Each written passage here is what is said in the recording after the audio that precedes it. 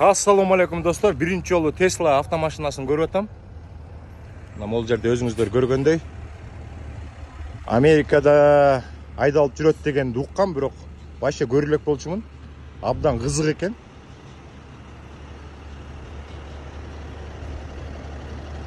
Мына өзүңүздөр көрүп атасыздар.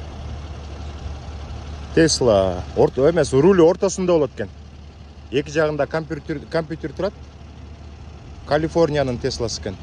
А биз бул жака деген Шнайдердин бош трейлерлерин алып келип атабыз. Тигинде ушул жака таштап коюп атабыз.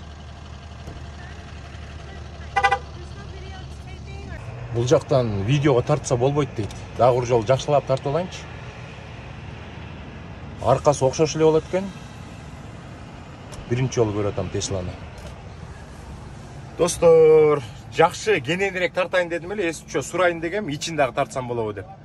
Бирок security келип, сен эмне камера менен тартып атасың, бул жактан камера менен тартканга болбойт дейт. Мейли дедик, законго баш ийебиз Америкада. Ийгилик.